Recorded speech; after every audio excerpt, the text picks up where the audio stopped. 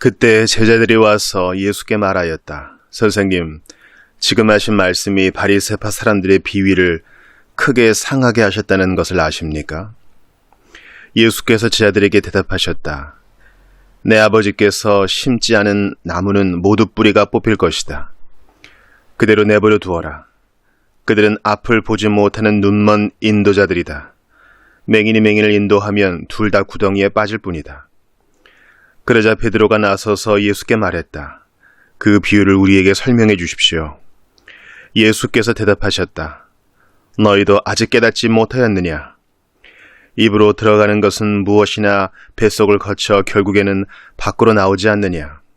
그러나 입에서 나오는 것은 마음에서 나오는 것인데 바로 이것이 말하는 사람을 더럽힌다. 악한 생각들은 다 마음에서 나오는 것이다. 생각해 보아라.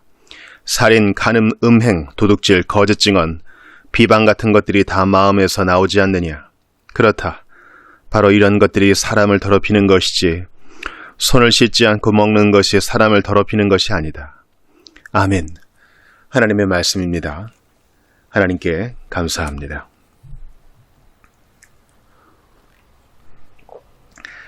오늘 본문은 이 정결 예식에 대해서 음식을 먹는 법에 대해서 예수님과 바리새파 사람들, 율법 교사들과의 갈등을 다루고 있습니다. 지난 시간에 이어지는 말이죠. 주님께서 이들을 두고 이사야 선지자의 예언이 이루어졌다고 말씀하십니다. 이 백성이 입술로는 나를 섬긴다고 하면서도 마음은 내게서 멀구나. 사람의 계명을 마치 하나님의 계명인 양 가르치는구나. 예수님은 그들을 꾸짖으셨습니다. 그들의 오류를 지적하셨어요. 주님의 결론은 이것입니다. 입으로 들어가는 음식이 사람을 더럽히는 것이 결코 아니다. 단지 입에서 나오는 말이 그 사람을 더럽힌다 하시면서 오늘 그 내용을 더 설명해 주시죠. 즉 우리가 음식을 먹을 때는 그것이 소화돼서 영양만 남고 나머지 찌꺼기는 다 뒤로 나온다. 그러나 오히려 입 밖으로 나오는 것들은 악한 마음에서 나오는 것이기 때문에 그게 사람을 더럽게 한다. 예수께서 정면 승부하십니다. 이제 제자들이 바리새인들과 율법 교사들과의 갈등 이후에 제자들이 예수께 와서 초조하게 물어옵니다. 저 사람들 기분 나빴어요. 이런 겁니다. 저 사람들 기분이 안 좋아요 지금. 왜냐면 맞는 말인데 예수님께서 전곡을 찌르시니까 바리새파 사람들과 율법 교사들이 울그락불그락 했던 거죠. 감히 우리에게 대항해?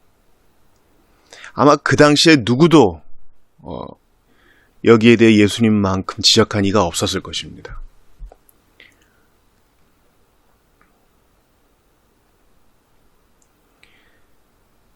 예수님께서는 거기에 대해서는 신경도 쓰지 않으시는 양, 내 아버지께서 심지 않은 나무는 모두 뿌리가 뽑힐 것이다. 그들에 대해서 얘기하세요. 그러니까 하나님의 계명의 본의를 저버리고 그것을 사람의 계명으로 만들어가지고 사람을 올가매는 거, 마음을 지키지 않고 속을 보지 않고 겉에만 연연하는 자들, 내 아버지께서 심은 곡식이 아니다.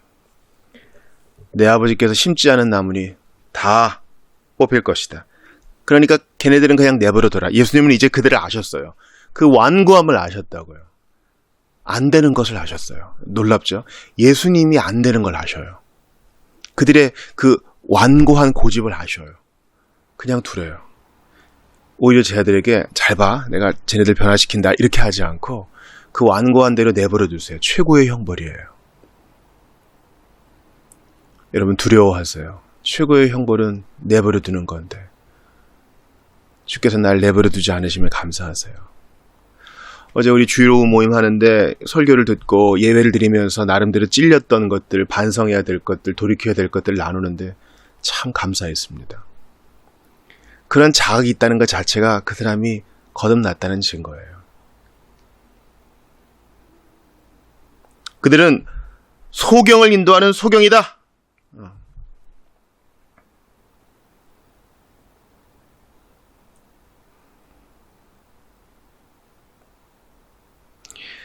우리 주님은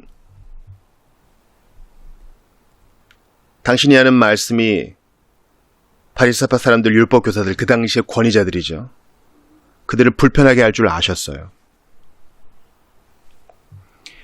그들에게 거리낌을 준다는 사실도 아셨습니다. 그리고 어떤 결과가 생길지도 아셨어요.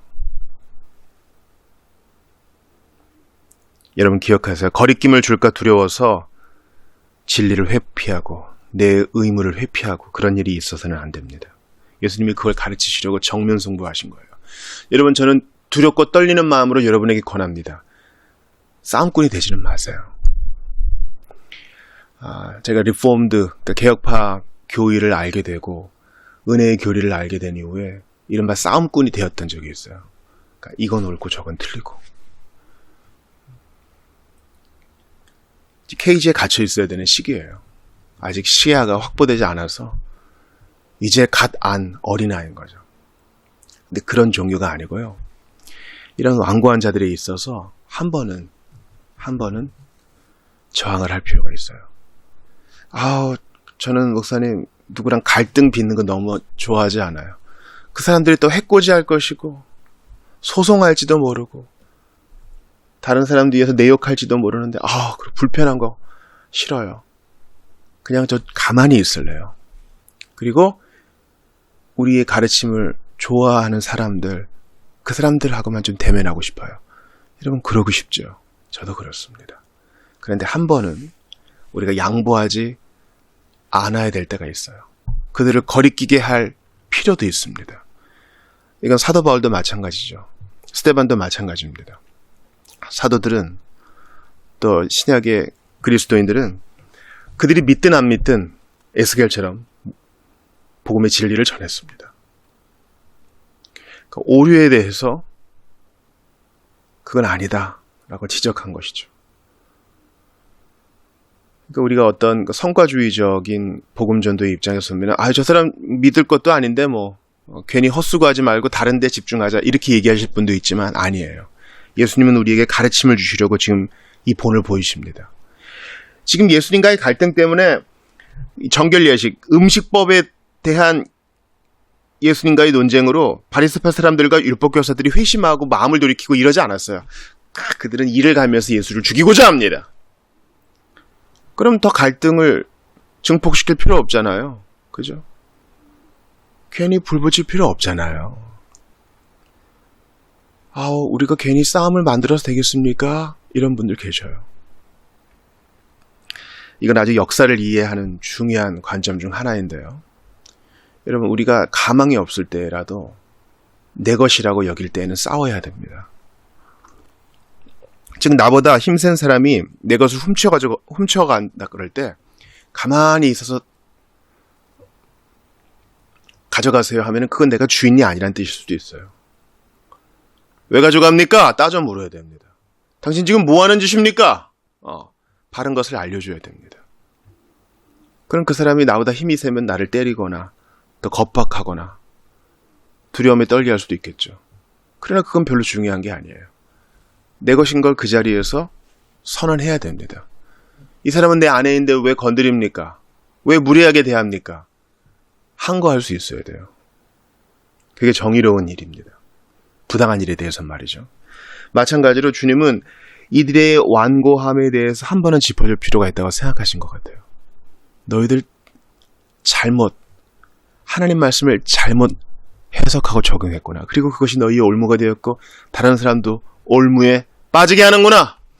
하나님 말씀의 뜻도 모르는 소경이 되었구나. 그리고 다른 사람도 다른 소경도 인도하는 꼴이 되었구나. 얼마나 우스우냐. 예수님은 당신이 해코지 당하는 거에 대해서는 신경 쓰지 않으세요. 쟤들에게 지금 가르치시는 거예요. 너희도 이와 같이 하라. 하나님 말씀 까닭에 불편함을 겪는 일이 있다 하더라도 타협하지 말아라. 말씀하시는 것입니다. 여러분도 그렇게 하세요. 우리가 십계명 배울 때 여호와의 이름이 망령되이 일컬음 받을 때 가만히 있는 게 능사 아니라 그랬어요. 그거 잘못된 겁니다. 어떤 복음주도의 결과를, 한 사람이 교회를 다니는 결과를 도출해내지 않아도 진리 까닭에 용감한 거, 우리에게 그런 용서가 없습니까? 신사인 척하면서 불의에 대해서도 가만히 있고 목소리도 내지 못하는 사람 되면 안 되겠어요. 민주주의 운동한 사람들 말이죠. 독재가 일어날 때 벽을 향해서 소리라도 지르라 그랬습니다. 이게 아닐 때, 정의가 아닐 때 가만히 있을 수 없는 거예요. 그러므로 여러분, 진리에 대해서 심각한 오류가 있을 때 저항하세요. 불편하죠. 피곤하죠. 그러나 주님께서 그 피곤함과 불편함을 무릅쓰셨으니 여러분도 사랑 가운데서 그렇게 하시기 바랍니다. 또 하나 여러분과 나누고 싶은 것은 베드로가 이걸 못 알아들어요. 제자들도 다 그랬겠죠. 그래서 예수님께 비유를 알려달라 하십니다. 그때 예수님이 꾸짖으세요. 16절 보니까 너희가 아직도 깨닫지 못하느냐. 이 깨달음이 더딘 거에 대해서 몇 번 제자들이 지적을 받습니다. 제자들은 예수님과 동고동락했죠. 주님은 그가 사랑하시고 가르치시는 모든 자들을 이렇게 책망하셔요. 우리에게도 그렇게 하십니다. 책망이 없는 자는 사생자죠.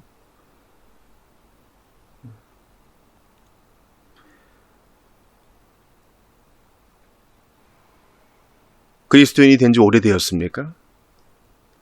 교회 안에서의 시간과 또 내가 누린 은혜의 수단이 많습니까? 거기에 비례해서 주님은 우리에게 지식과 은혜와 지혜가 있을 것을 기대하십니다. 제자들은 좀 알아야 되는데 예수님은 그들이 못 깨닫자 책망하셔요. 아직도 깨닫지 못하느냐. 내가 그토록 너희와 함께 있으면서 가르쳤는데. 우리에게도 물어보실 수 있어요. 전 두려워요. 내게도 이러실 거 분명하니까요. 김 목사도 아직 깨달음이 없느냐. 왜 믿음 없는 자처럼 행동하느냐. 왜 아직도 그것을 제대로 이해하지 못하느냐. 여러분, 깨달음이 없는 것은요, 단순히 우리의 은사의 많고 조금의 문제가 아니에요. 하나님께서 주신 지성을 잘 쓰지 않은 무책임일 수도 있어요. 부지런히 주님 오실 날까지 지성을 갈고 닦아야 돼요. 생각하고 묵상해야 됩니다. 배움이 많거나 적을 수는 있어요. 학교를 많이 다니거나 적게 다닐 수도 있습니다. 그러나 그거 아세요, 여러분? 진짜 헛똑똑이들이 많아요. 오히려 학위나 학교를 다니는 이력이 많지 않아도 진짜 하나님 말씀을 깊이 묵상하고 사유하고 적용해서 박사보다 나은 자들이 있어요. 저는 그런 성도들을 존경합니다. 그들은 깊은 깨달음 가운데 거하는 자들이에요. 야, 저렇게 생각할 수도 있구나. 기억하세요. 진리에 대해서 진리가 억압당할 때 가만히 있는 것도 옳은 일이 아니고요. 깨달음이 없는 것도 좋은 거 아니에요. 생각해야 돼요. 묵상해야 돼요. 지성을 벼려야 됩니다. 깨달음을 달라고 기도하시고 나는 오늘 무엇을 깨달았는가 돌아보셔야 돼요. 여러분, 저는 이런 분들이 있다는 게 놀라워요. 하나님 말씀 다 그게 그거죠. 아니에요. 매일 공부할수록 새로워요. 놀라움을 줘요. 그래서 그 다음에 뭐 하지? 나 뭐 공부하지? 이제 다 배운 것 같은데 이런 성도는 있을 수 없어요. 그 성도는 깨어나야 됩니다. 예수님은 제자들이 깨달음이 없음에도 불구하고 그들을 내쫓지 않으시고 불쌍히 여기시어 가르쳐 주십니다. 그러면서 이 마음에 대해서 가르치시죠. 예레미야 17장 9절 아십니까? 만물보다 거짓되고 심히 부패한 것은 마음이라 누가 능히 이를 알리오마는. 만물보다 거짓되고 심히 부패한 거 마음이죠. 이 마음이 모든 죄의 셈이요 근원입니다. 바리새인과 율법 교사들은 이 마음에 있어서 부패함이 있었어요. 그래서 이 부패함을 가지고 하나님께 나아가 해결을 봐야 되는데 이것을 어떻게 해결을 봤어요? 이것을 지키고 저것을 지키고. 나 이것을 했으니까 됐겠지, 저것을 했으니까 됐겠지. 이렇게 마음의 부패함을 퉁치는 거예요. 여러분 조심하셔야 돼요.